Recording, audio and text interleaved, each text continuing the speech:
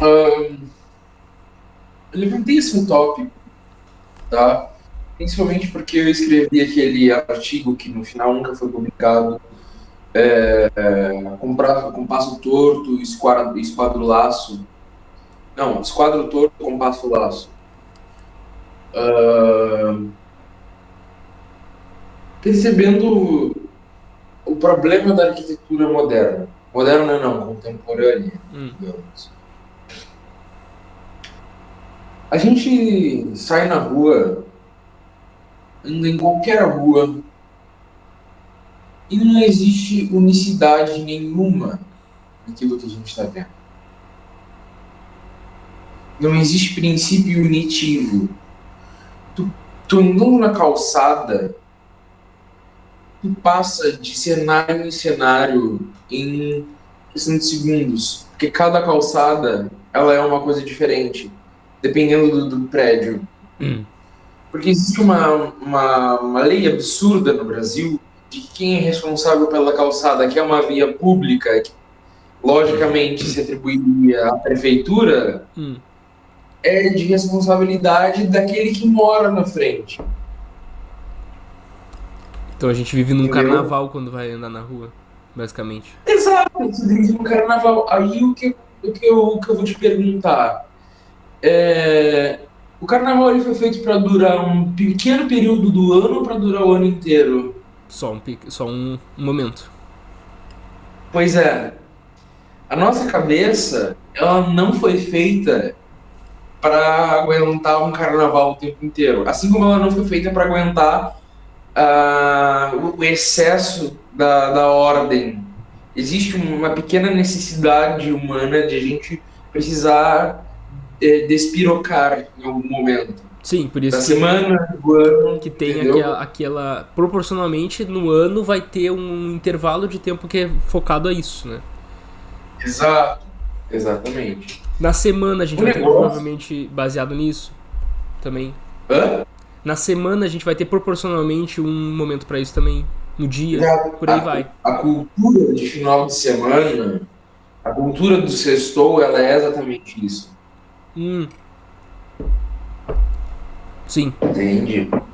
Ela é essa compensação de uma semana de muito trabalho, tem um sextou. E tu percebe uma coisa muito interessante, que a cultura do sextou, ela se tornou mais intensa e mais despirocada, tanto mais a nossa cultura se tornou mais trabalhadora, no sentido de quando nossos avós, nossos bisavós, né, os colonos aqui do Rio Grande do Sul, nós falamos do Rio Grande do Sul para quem estiver ouvindo e, Sim. né, e não souber, os colonos que cultivavam a terra, eles não cultivavam a terra 8 horas por dia todo o ano. Eles cultivavam a terra o tempo que o sol lhes permitia. Então, se o período de tempo do dia no inverno é breve, eles não vão ficar cultivando até de noite. Se às 4 horas o sol se pôs, às 4 horas eles estão indo para dentro de casa se acomodar. Sim. Entendeu? Às 5 eles estão jantando. Os nossos antepassados, principalmente os europeus que tinham neve, trabalhavam. Pronto, Os voltei. nossos, Aí. os nossos antepassados, eles trabalhavam muito menos do que a gente, Sim. entende? Eles trabalhavam de acordo com o ciclo solar e de acordo com o ciclo sazonal. Principalmente os europeus que tinham um período do ano que tudo morreu e está tudo coberto de neve. Ainda mais o pessoal do Mediterrâneo, porque as estações lá são bem marcadas. Eles têm uma primavera que é primavera, um verão que é verão. E em outros Sim, lugares do mundo a gente tem 2 estações no máximo que a gente percebe. Um período de muito calor, um período de muito frio. sim, É um período de extremos e a gente não tem um ameno de verdade, entende? sim. E aí, e sim, é dito, né, que os medievais, os camponeses medievais, eles não trabalhavam tanto quanto o homem moderno, né? Justamente por essas causas. Não. Então, o final de semana dessa gente não era tão lúdico, Hum, porque não precisava ser tão não lúdico. tinha, não tinha um débito compensatório tão grande. Exato, não tinha débito compensatório, dissesse tudo. Porque, e é bem esse termo mesmo, a gente tem, a gente precisa Hum, disso, porque senão a gente enlouquece.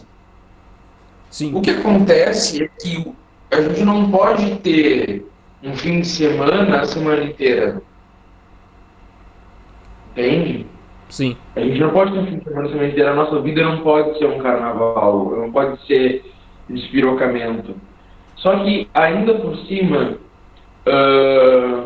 é um despirocamento feio, que a gente vai, que eu gostaria de falar sobre isso mais à frente. Não somente é muita informação desconexa, as informações são ruins. Sim. Tu, tu dá três passos a uma informação diferente, tu entra num cenário diferente, e num jogo em que a cada 3 segundos o cenário muda. Sim. Entendeu? É muito difícil de É jogar. muito A gente difícil vive jogar. É nisso. cansativo, É cansativo. A gente Isso. vive nisso. Na América Latina, a gente vive nisso. Entendeu? Na América Aham. Latina, por alguma desgraça, a gente vive nisso. Tu anda, a cada 3 segundos tu meio que tu muda de cenário. Existem poucos lugares em que tu não fica mudando de cenário o tempo inteiro. Mas a maior parte dos centros urbanos é assim. Tu percebe que se tu for para uma casa de campo, tu consegue fazer um mapeamento do mato com mais facilidade e com uma percepção de unicidade mais fácil do que de uma cidade. Memoriza Porto Alegre, por exemplo. É muito mais difícil do que memorizar, o cavalo fica para lá, tal coisa fica para cá, É, aquela colina fica ali, aquela colina fica aquela ali, coxilha. o rio fica para lá. Isso. Tá tudo no mesmo cenário, tá tudo no mesmo ambiente. Agora, fica separando as coisas com calçadas diferentes, tu vai ter mais um esforço para memorizar. E isso não é um problema por natureza urbano, porque vão existir centros urbanos que têm unicidade, não? Sim, sim, Sim. não é um problema urbano. Tu Não, vai não. em Londres, todas as calçadas são iguais, Exato. É. entendeu? O que vai mudar, tu vai mudar a entrada do cenário. Então tu vai ter a opção 1, opção 2, opção 3, mas tu não tá obrigado a ficar transitando de cenário em cenário. Isso. Existe um esforço, cansa a cabeça ficar passando de calçada diferente em calçada diferente.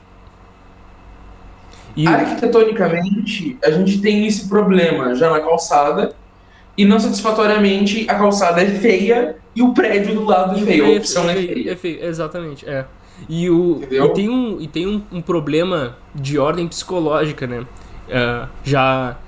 Já continuando esse ponto, que é a fragmentação da nossa personalidade, em algum certo Sim, sentido. Entende? sim. Aí a gente recebe tanto estímulo de ordem arquitetônica, né? Porque não é só estímulo visual, eu não estou falando só de estímulos visuais, não, de ordem arquitetônica, de proporções, de construção, e tudo mais, tudo que a arquitetura é devida.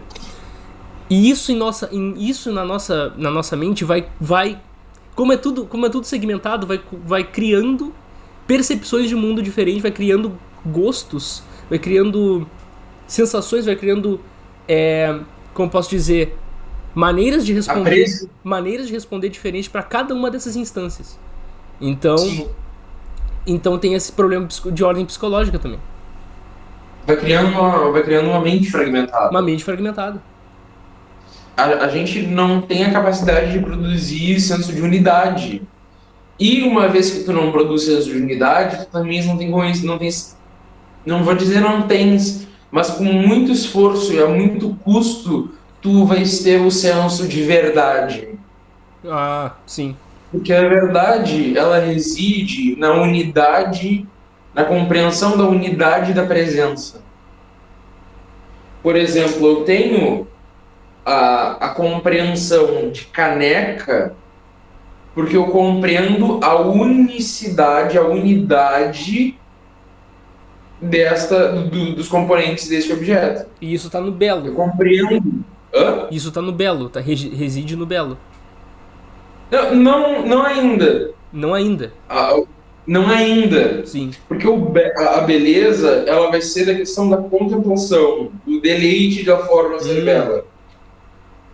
No quesito de verdade, eu sei que a alça, eu separo isso em partes. A alça, o bojo, a alça e o bojo juntos fazem a caneca. Se eu não tenho um senso de unidade, eu percebo só alça e bojo. Fragmenta. Sim. Mesma coisa que um ser humano. O ser humano é composto de 11 sistemas, se não me falha a memória, 11 sistemas diferentes. Sistema respiratório, sistema urinário, sistema reprodutor, ósseo, muscular. Se tu não tens um senso de unidade, se tu não tens um senso de soma, né, ou seja, de juntar as coisas, tu não vai ter senso de corpo, literalmente. Nossa, isso é engraçado, porque antes de saber esse tipo de coisa, eu percebia falta de unidade em determinadas coisas, assim, não só arquitetônicas. E eu ficava, mas não tô gostando disso aqui. Porque não parece, não tem, sabe, o senso de unidade, entende? Porque, por exemplo, ou era em algum padrão estético de alguma obra literária, de alguma mídia, alguma coisa assim.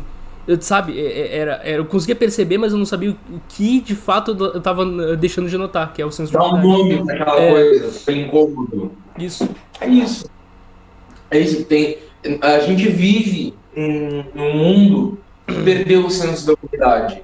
E não se admire de que a gente tenha perdido o senso da unidade e tenha perdido o senso da direção. Se a gente perde o senso de unidade nacional, é muito simples criar uma cultura global. Sim, as regiões, eu te falar, tocar no tempo de política hoje em dia já é meio delicado, mas por virtude da conversa, as regiões todas se odeiam. Todas. São Paulo, a região sudeste, que é economicamente super desenvolvida, tá cansada de ficar pagando pra União despejar dinheiro para regiões que não conseguem ser produtivas sozinhas. E as regiões de falta de produção exportam pessoas o tempo todo. Sim. Isso é só fato, eu não tô dando juízo de valor aqui, o que é errado, o que é certo. Isso só que acontece. E tu percebe que se tiver plebiscito de separatismo, o povo vai querer separar. O povo vai querer ir atrás de separação. Tu percebe que isso vai até numa escala microscópica. Porque o vizinho odeia o vizinho. O vizinho odeia o vizinho. O bairro odeia o bairro. O bairro odeia e não se admire. E não se admire, exatamente. O homem odeia a mulher dele. Os filhos odeiam os pais. Os irmãos se odeiam. Exatamente, não tem senso de unidade. Mas aí que tá. Não tem senso de célula. Isso. Não tem senso usando uma analogia, né? Não tem senso de átomo, não tem senso de molécula, não tem senso de célula, nem de tecido, nem de corpo. Isso aí, do mais objetivo ali, do mais único pro mais geral. Exatamente. Foi tudo atomizado. Tudo atomizado. Fica tudo atomizado. Então, a gente tem que lembrar que a arquitetura, ela tem o papel de comunicar visualmente e experimentalmente sensos de unidade e proporção, que aí entra na beleza. Ah, sim. Aí a beleza entra na contemplação, né? na contemplação, quando as proporções de uma edificação elas são harmônicas entre si, seja em proporções de metade, seja em proporção áurea, aquilo causa um deleite e meio que aquieta a tua cabeça. Tu vai pro meio do mato, tu sente uma calma, porque tu não precisa te preocupar com o senso de proporções. Ali é tudo espontaneamente proporcional. Tudo ali está organizado em razão áurea. Sim. Minusculamente está organizado em razão áurea. Na plantinha que tem a sua filetinho ali. Exatamente. Tá ali. Tá ali. A gente tem que fazer um trabalho desgraçado pra poder replicar a natureza, né? A gente precisa de muita tecnia e de muita filosofia. Muita. E só que, tipo assim, se tu vai numa casa ela tá harmônica, aquilo faz com que teu cérebro tenha um prazer. Teu cérebro, a tua mente. Isso, né? Tem um prazer, né? Não se detendo no campo neural, mas... Tá, tavas em casa, a gente tava em casa, e estar em casa... Então, estar adiante, nem só dentro, mas então, vamos falar ainda de eu estou na calçada olhando para casa. Aquilo ali tem que te dar uma paz de espírito. Sim. A gente se olha para uma casa hoje em dia, a gente tem uma perturbação. Aquilo te perturba.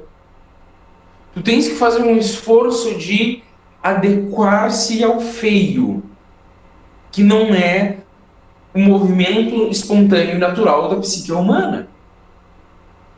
De nenhuma criatura. Sim. A gente... o natural é contemplar a beleza. É isso. Aí tu é obrigado a transitar todos os dias, de 3 em 3 passos, mudar de cenário para um cenário feio.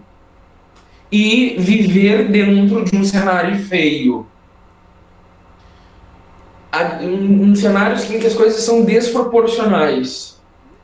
Não é de se admirar que a gente tenha despencado por uma sociedade que não tem, além de senso de unidade, não tem senso de proporção. Tu rouba, vamos supor, a pessoa rouba um frango porque tá com fome. É linchada em praça pública ou é morta e manda o traficante matar. Não é detenção de 1 ou 2 dias. Não. É equivalente a cometer homicídio doloso. E o homicídio doloso não recebe a pena que devia.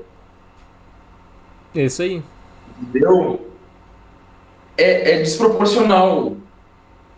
Tu pisa, alguém pisa no teu pé, tu amaldiçoa a 10ª geração da pessoa. Entendeu? Alguém te amaldiçoa até a 10ª geração, tu só fica um pouco bravo e não fala nada. Entendeu? Sim. A gente é ensinado pelo ambiente ao nosso entorno a fazer coisas desproporcionais e a ser desproporcional moralmente, a ser desproporcional esteticamente, a ser desproporcional em matéria filosoficamente. Não compreender que existe gênero, espécie particular. Isso é desproporção também. De não saber que existe um maior, um médio e um menor. Que existe todo e parte. Não, tudo é parte.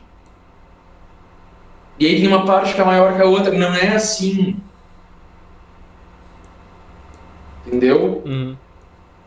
E a arquitetura, ela tem essa força de restituir ou destituir a mente humana do senso das proporções e do senso da unidade. A primeira experiência de unidade que a gente tem no meio urbano é a coedificação. Sim. Estar na cidade significa que a gente transita diante de vários centros unitivos, várias células, mas a gente tem que compreender que essas células, elas compõem um tecido orgânico, que é a cidade. E que, para tanto, não é possível que eu tenha uma célula de tecido estomacal e uma célula de tecido arterial, de tecido sanguíneo, né, do sistema sanguíneo. Eu tenho duas coisas constituindo o mesmo tecido, isso é uma aberração. Uhum. Duas coisas de tecidos diferentes. Isso não dá, a gente tem que perceber que a coisa é uma coisa unificada. Se não se trabalhar para essa unidade, se perde o senso da unidade. Total. Então, perde-se também o senso da direção. Tu precisa fazer um esforço muito maior para poder ter uma noção de para onde uma coisa tá. Porque tu não consegue identificar na unidade a diferença. Tudo é diferente demais. E, consequente a isso, tu não consegue perceber na unidade a diferença das coisas no teu entorno. Sim. Aquela coisa de flatus votis, a coisa ela é o que ela é por conta do nome que a gente dá, do Guilherme de Ockham. É mais ou menos tudo igual e a gente dá uns nomes diferentes. Não. Entendeu? Sim. As coisas são diferentes em si, mas elas são diferentes dentro de uma unidade. A garrafa ela é diferente da caneca, mas existe uma unidade da caneca que constitui a alça e o bojo, e existe uma unidade na garrafa que constituída pela tampa e pelo corpo. Assim, a garrafa tem as suas partes, mas tem unidade. A caneca tem as suas partes, mas tem unidade. E ambas as duas, elas têm unidade no campo do utensílio para beber.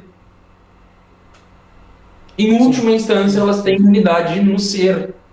Sim. Ontologicamente. Ontologicamente vai ter no ser, né? Isso. Entendeu?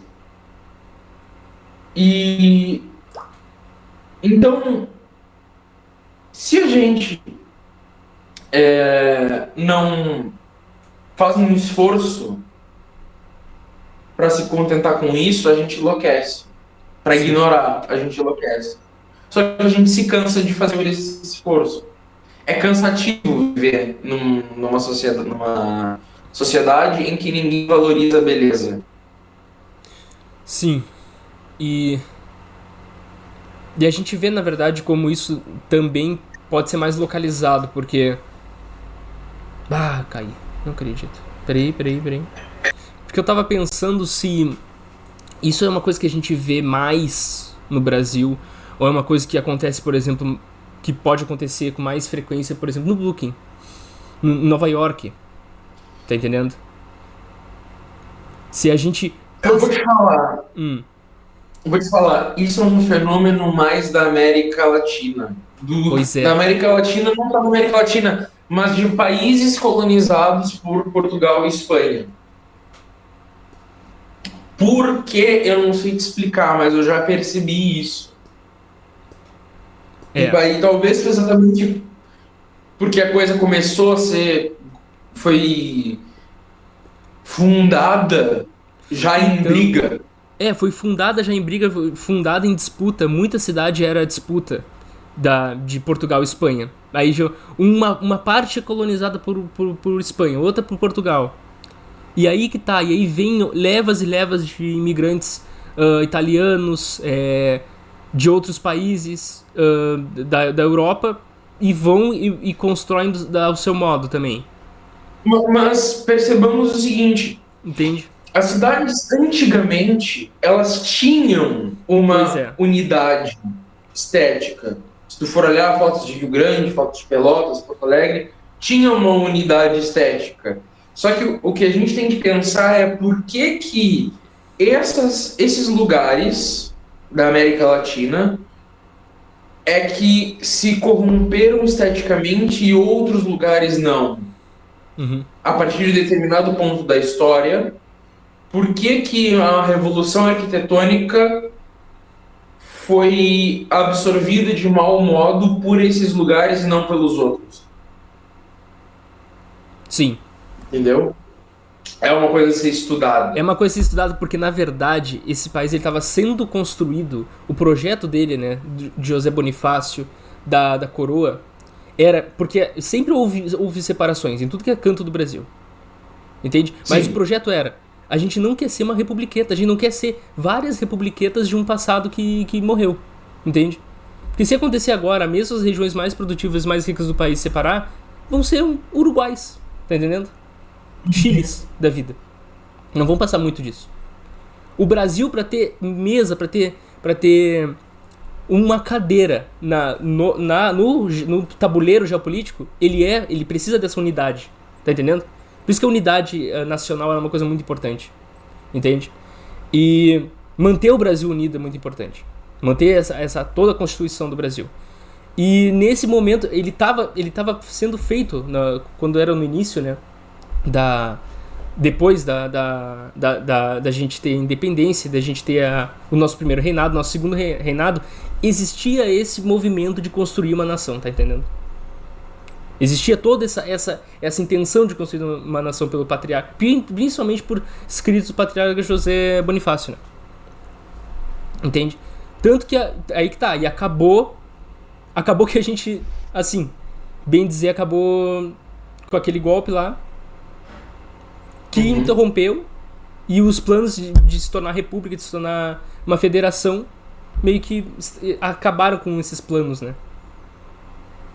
Então a gente tem essa questão, também essa questão histórica, dá pra apontar, porque assim, quando os Estados Unidos ele começou sempre pra ser uma federação, ele nunca começou pra ser uma coroa, uma monarquia, um império, tá entendendo? Um império nesse sentido, né? Então ele sempre funcionou pra ser assim. A gente nunca funcionou pra ser desse jeito. Tá entendendo?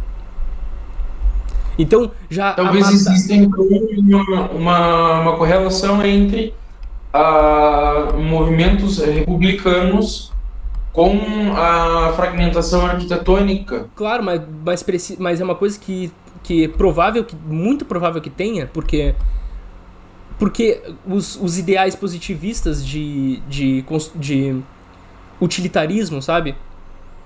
E engenharia por detrás das coisas, tudo é engenharia, tudo é fabricação, é produção, tudo é pela causa objetiva, tudo pela causa prática. Onde que a arquitetura vai ter um espaço com mais liberdade? Não vai ter. Tanto é que quando eu fui para alistamento militar, na época eu queria fazer arquitetura, eu disse para a moça que me fez a entrevista, eu não quero entrar para o exército, eu até gostaria, mas eu não posso entrar porque eu quero fazer arquitetura e eu quero entrar na faculdade logo. E ela disse, tu podes fazer arquitetura e entrar para a escola de engenharia do exército. Tá, qual a parte de que tu entendeu que eu quero fazer arquitetura e não engenharia? É. Não tem espaço para o arquiteto, artista. Não. Não existe mesmo. Entendeu? Não existe mesmo. Então, se tem, ele é assim completamente escanteado pelo engenheiro. A arte dentro do pensamento positivista, ela só tem uma função se ela tiver um fim prático. Porque... Ou seja, diga. A banda, ela só existe se ela tiver o fim prático de convencer alguém do espírito do exército. De executar os hinos. Não é pra apreciação, não é pela própria beleza. Não é pela própria beleza. Sim, não tem, a contemplação da beleza não é uma variável. Isso que delimita quando a gente tem indústria criativa e arte. É uma coisa muito diferente da outra. Esse designer tem propriedade para falar isso. Exatamente. Qual que é a utilidade de um Dostoiévski pra nossa vida? Qual que é a utilidade prática? Prática nada. Nada, exatamente. É aí que tá. E grande parte, veja só, Isso tu vive. Isso quase vive toda semana, todos os dias. Porque o brasileiro vai entender a arte, vai entender essas coisas estéticas simplesmente como objetivo prático. Simplesmente com uma utilização prática. Entende? Sim. Isso é uma coisa que tu vive bastante, por conta do design. O cliente brasileiro mediano, ele quer o logotipo para amanhã, porque ele só quer ter uma imagem que identifique a marca dele. Exatamente.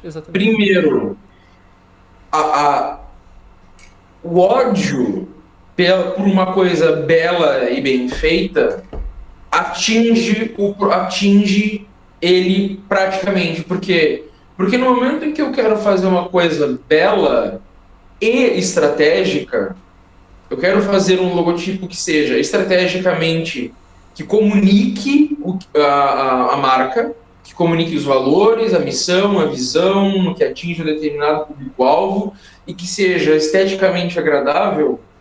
Como essas duas coisas elas estão bem próximas uma da outra, no momento que eu, pelo ódio da beleza, eu rejeito isso, eu acabo rejeitando isso aqui também. Claro, pois é, mas o teu caso ele ainda é meio exatamente assim, ele é meio um pêndulo, porque tu ainda tem que ser estratégico, né? Na verdade, tu tem que ser mais estratégico do que outra coisa, esse é o ponto. E, na verdade, daria pra apontar esse problema com a pintura digital que eu faço. Eu não queria fazer pintura digital pra servir como tecnia apenas, pra servir apenas como causa prática, que era tu vai ter que fazer arte para jogo daqueles maneiro mais industrial possível, ou para personagem de RPG, essas coisas assim, tá entendendo? Eu queria fazer simplesmente arte porque é assim, porque eu vi alguma coisa na minha imaginação, queria só demonstrar de maneira estética e visual, entende? Sim. E isso foi um dos grandes pensamentos, né, intuitos que eu tinha com arte no princípio ali de tudo. Mas esse é o ponto, né?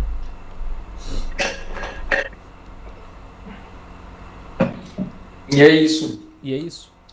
Então, a gente pode perceber, fazendo um resumão, que a perda do senso das proporções e da beleza, portanto, da beleza, do gosto pela beleza, e a perda do senso da unidade estética leva iminentemente à perda do senso da unidade psicológica e ontológica. Sim. E do senso das proporções ontológico e psicológico. Isso. É isso aí. A gente estava comentando aqui a respeito de qual que é a relação de arquitetura com a astrologia, né? Grande parte das coisas que são de assuntos, que são estudos aprofundados, como filosofia, economia, religiosidade, estudos religiosos, teologia, tudo isso entra em assuntos da casa 9, que é assuntos do saber superior, que é diretamente oposto à casa 3. Olha, é interessante, ele é oposto. Uma coisa, sempre os opostos vão significar o contrário um do outro. Olha, engraçado. Casa 1 é o eu, casa 7 é o outro. É oposta ao outro. Então, a arquitetura também pode ser vista como casa 9, eu não diria que 100%, porque ainda é uma arte, ainda tu faz coisas com aquilo. Tu cria com aquilo, em última instância. Então ela precisa estar na casa da criatividade, ela precisa estar na casa 5, que em sua última instância é a casa dos filhos, porque é a coisa mais simples de tu criar, tá entendendo? Não é um mistério tu criar, tu fazer filhos, tá entendendo? É a casa das belas artes, casa 5, é a casa da comida, da culinária, da arquitetura, entra aí também. Agora, isso é outra coisa, né? Muito importante. A gente esquece que a arquitetura... A gente já falou que a arquitetura é uma arte, mas a gente esquece que a arquitetura é uma arte. Que o arquiteto ele é um artista. Ele é um artista, exatamente. Ele também é designer. É isso. Mas o designer... uma obra de arte não necessariamente é um design, nem um design é necessariamente uma obra de arte. Mas, interessantemente, a arquitetura ela é sempre um design que é uma arte. É sempre um design que é uma arte. Exatamente. Se não é um engenheiro civil. Senão engenheiro civil. Se não tem um caráter artístico, tu é engenheiro civil. Exatamente. E ela tá ali na casa 5 porque ela precisa ser uma arte. Ela é uma arte e ela tem que estar na casa da criação, da casa das artes.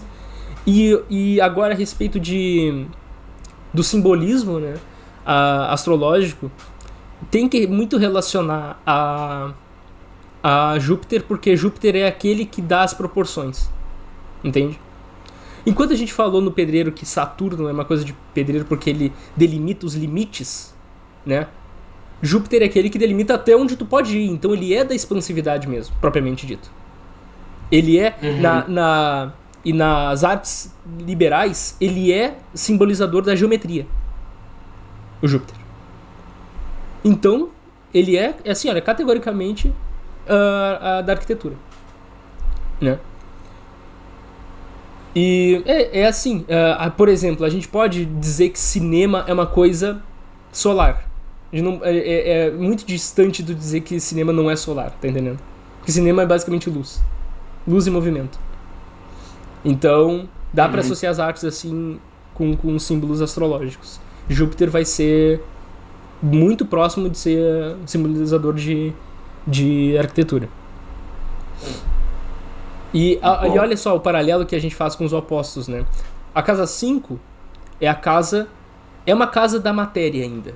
Tá entendendo? É uma coisa de coisas concretas.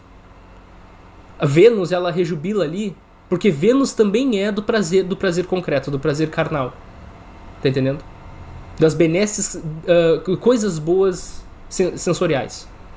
E ela é oposta à casa 11, que é a casa das benesses espirituais. Dos bens que vêm de cima. Dos bens que tu... Da esperança. Da benignidade. Entende? Da bondade. E Júpiter se rejubila na casa 11. Entende? Então, os opostos aí, quando tu pode ver, uma coisa, ela vai estar relacionada com a outra. Enquanto a gente constrói, quando a gente tem uma obra arquitetônica, além dela nos aprazer os sentidos, ela nos traz coisas de boa. Coisas boas de matéria espiritual. Entende? E fazendo uma analogia não, mas fazendo uma ponte com a função do pedreiro, que o pedreiro ele é o executor da arquitetura, né? O arquiteto ele planeja, mas a edificação, ela é, voltando isso, ela é uma encarnação de alguma coisa. Isso, ela é transformação em corpo, né? Do abstrato pro concreto. Exato. Pedreiro também é uma Aí coisa a gente casa tem 5, tá entendendo? Também é. Também é uma atividade criativa, o pedreiro. Também tá ali. Sim, ele faz a coisa Ele faz acontecer. a coisa,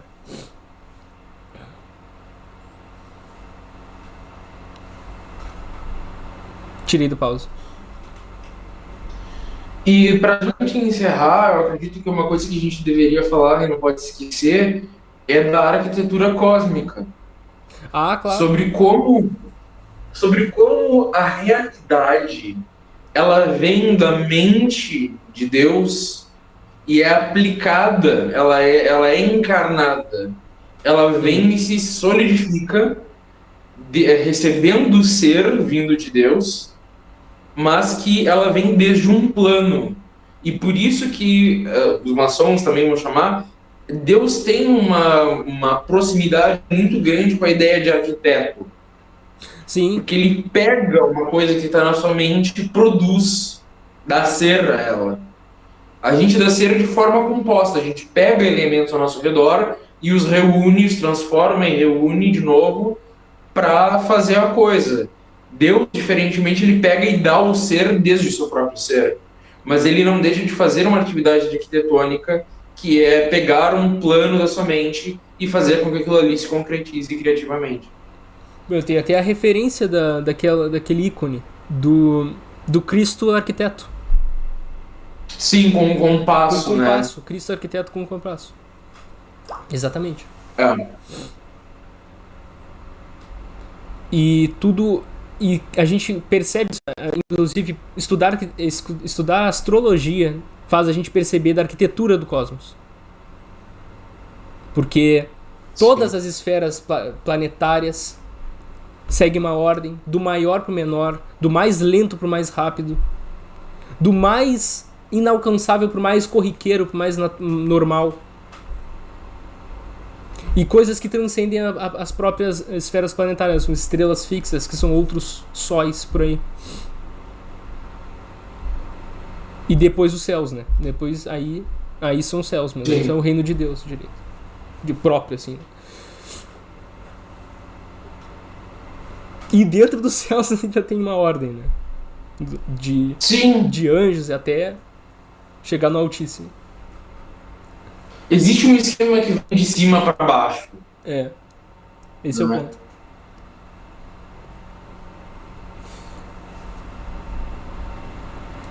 Tirei. Quando tu tens um mundo exterior feio, desproporcional e bagunçado, é muito fácil de tu reproduzir essa mesma imagem dentro de ti.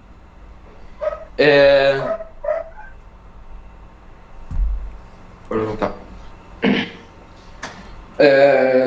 Então, que tu perca a pessoa, ela perca a capacidade de reconhecer determinadas coisas dentro dela. Se tu não sabes onde está o monstro, que tu só ouve o barulho dele, é bem difícil de achar ele e matar. É muito difícil, mesmo que seja um labirinto, tu ainda assim acha o Minotauro. Entendeu? Sim. Só que se o negócio é muito bagunçado, é mais difícil ainda.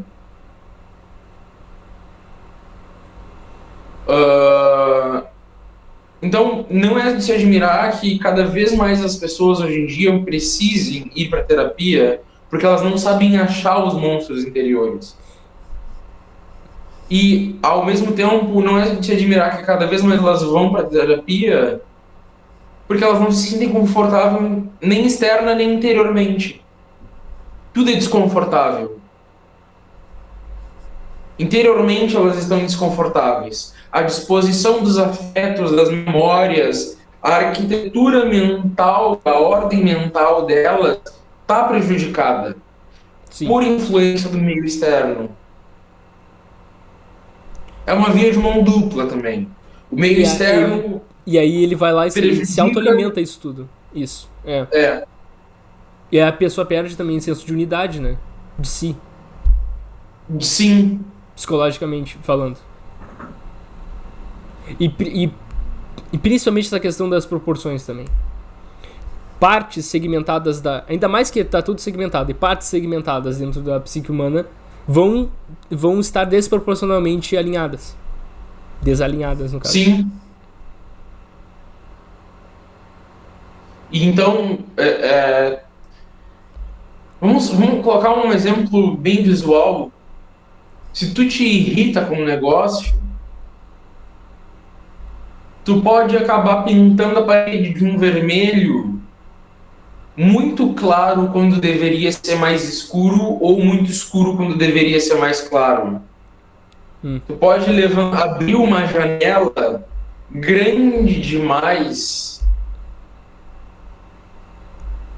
quando deveria ela ser pequena, ou uma janela pequena demais quando deveria ser grande. Isso. Se tu tens um vapor dentro de um cômodo, tu precisas de uma boa exaustão para aquilo. Então tu precisas ter uma janela grande. Mas ao mesmo tempo, se for, por exemplo, um banheiro, não pode ser uma janela tão grande assim porque tu sentes frio. Tu precisa saber modular, de acordo com as devidas circunstâncias, o tamanho da janela, o tamanho da porta, o tamanho do cômodo. As dimensões precisam ser proporcionais e orientadas à finalidade da coisa. Tu pode estar guardando o que é muito comum, de acordo com alguns psicólogos, muita gente guarda vícios no cômodo da ansiedade. Ou melhor, guarda ansiedade e vícios no cômodo do conforto. Porque fica ansiosa e, para tentar chegar na sala do conforto, ela vai acompanhada de um vício. Existem muitos quartos dentro de nós. Isso, por isso que... E interessante Diga. que Santa Teresa d'Ávila tenha feito a construção do castelo interior. Ela mesma diz que existem muitos cômodos dentro do castelo. Uhum. E tu precisa abrir e abrindo essas portas para conhecer a ti mesmo. E se tu não conhece a ti mesmo interiormente, tu não conhece essa casa interior, tu não vai saber andar nela. Nem aonde armazenar as coisas que vêm do mundo externo. Como é que se faz para se conhecer da maneira mais eficaz, então? Com todo esse panorama. A melhor coisa, eu acho, pelo menos com uma experiência da religião, é reconhecendo os próprios defeitos. É a primeira coisa. Que eu acho que quando tu... Até mesmo como a gente está conversando, a gente começou a falar pelo defeito. Isso. Para depois perceber como é que aquilo ali deveria estar. Tu começa pelo percebendo o imperfeito e, através da imperfeição, tu percebe que existe um plano correto daquilo a se seguir. Uhum. Qual é o plano, o teu plano interior? Tu vai descobrindo aos poucos. Tu vai entrando e abrindo as portas da casa interior e tu vai conhecendo os cômodos. Tu vai vendo, fazendo reflexões sobre os teus afetos, sobre a tua sexualidade, sobre a tua criatividade, sobre a tua vida profissional, aquilo que tu almeja. Tu vai abrindo essas portas, abrindo as janelas, através desses cômodos, vendo o mundo exterior, experimentando. E, ao mesmo tempo, sabendo que existe um plano que tal qual deveria estar aquilo ali e que provavelmente não está. Que é o plano da perfeita saúde mental. Claro. É isso.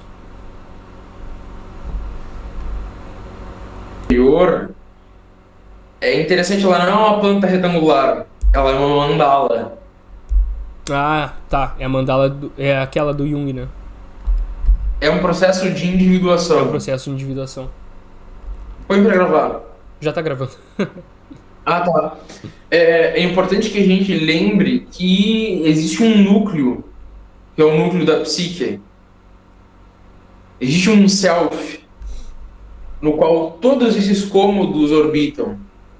Existe uma sala circular no centro de tudo isso, que é o teu eu mais eu, no qual tem todas as portas para todos os cômodos. Que é aquilo que tu precisa ser, que é o núcleo de gravidade de toda essa estrutura. Mas que essa estrutura, ela se ramifica desde o centro para fora. Ela não pode vir de fora para dentro. Ela não pode ser construída de fora para dentro. Ela tem que ser construída de dentro para fora. Porque no momento que tu constrói um cômodo de fora para dentro, tu pode construir ele não alinhado com a pedra fundamental.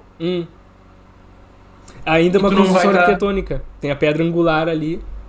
A pedra angular. Que todos os ângulos vão se basear. Exatamente. Exato. Se tu construir a partir de uma outra pedra externa, tu vai construir dentro de ti uma coisa que não é tu. Sim. E tu vai perceber que não tá alinhado.